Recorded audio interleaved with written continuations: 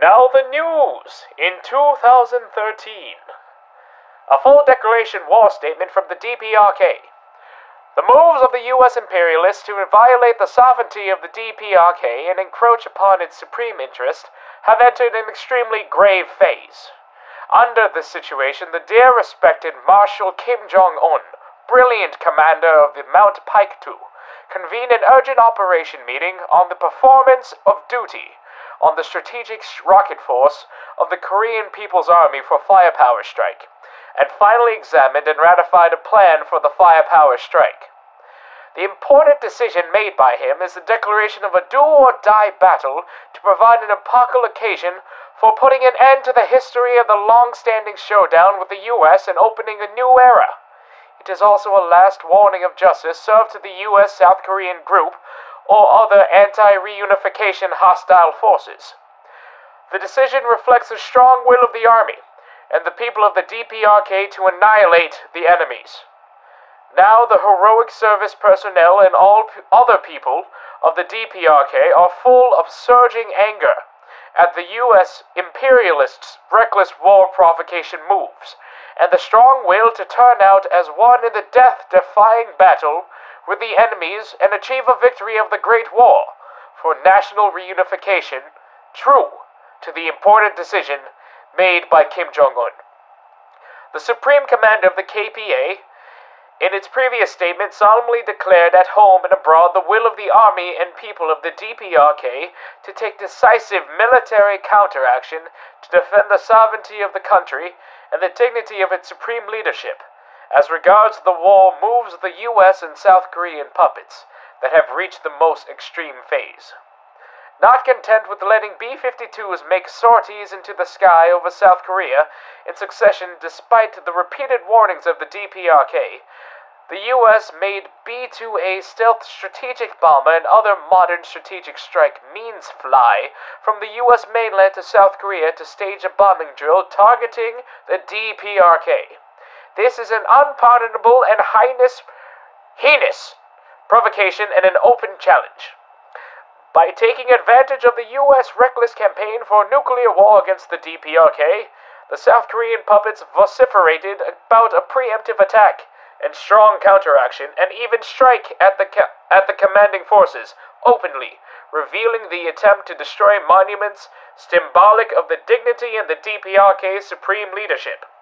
This clearly shows that the U.S. brigandish ambition for aggression and the puppets' attempt to invade the DPRK have gone beyond the limit, and their threats have entered the reckless phase of an actual war from the phase of threat and blackmail. The prevailing grim situation more clearly proves the supreme command of the KPA was just when it made the judgment and decision to decisively settle accounts with the U.S. imperialists and South Korean puppets by dint of the arms of Songun, because time when words could work has passed. Now they are openly claiming that the BTA stealth strategic bombers drill of dropping nuclear bombs was not to irritate the North, but the defensive one. The U.S. also says the drill is to defend the interest of its ally. However, it is nothing but a lame pretext to cover up its aggressive nature, evading the denunciation at home and abroad and escape from the DPRK's retaliatory blows. The era when the U.S. resorted to the policy of strength by brandishing nuclear weapons has gone. It is the resolute answer of the DPRK and its steadfast stand to counter the nuclear blackmail of the U.S. imperialists with merciless nuclear attack and the war of aggression with just all-out war. They should clearly know that the era of Marshal Kim Jong-un, the greatest ever commander, all things are different from what they used to be in the past. The hostile forces will clearly realize the iron will, matchless grit, and the extraordinary mettle of the brilliant commander of Mount Paektu, that the earth cannot exist without Songun Korea. Time has come to stage a do-or-die final battle. The government, political parties, and organizations of the DPRK solemnly declare as follows, reflecting the final decision made by Kim Jong-un at the operations meeting of the KPA Supreme Command and the unanimous will of all service personnel and people of the DPRK who are willing and waiting for a final order from him. 1. From this moment, North-South relations will be put at the state of war, and all issues arising between the North and South will be dealt with according to wartime regulations. The state of neither peace nor war has ended on the Korean Peninsula. Now that the Revolutionary Armed Forces of the DPRK have entered actual military action, the inter-Korean relations have naturally entered the state of war. Accordingly, the DPRK will immediately punish any slightest provocation hurting its dignity and sovereignty with resolute and merciless physical actions without prior notice.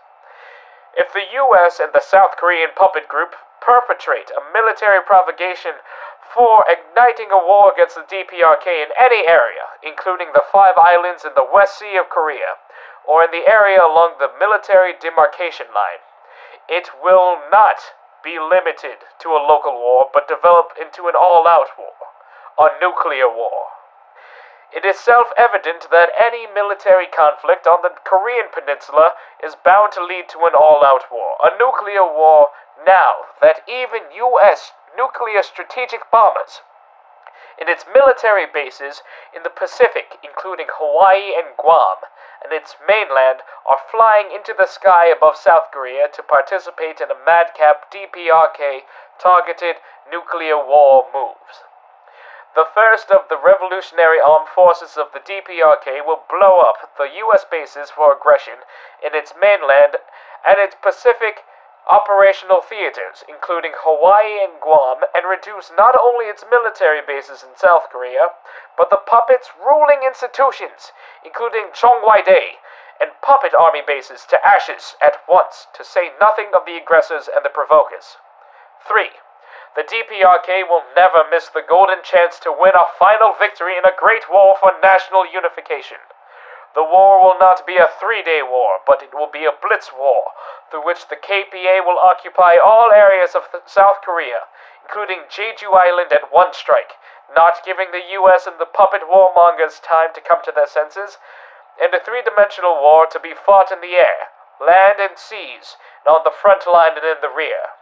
This sacred war of justice will be nationwide, all people's resistance involving all Koreans in the North and the South, and overseas, in which the traitors to the nation include heinous, confrontational maniacs, warmongers, and human scum will be mercilessly swept away.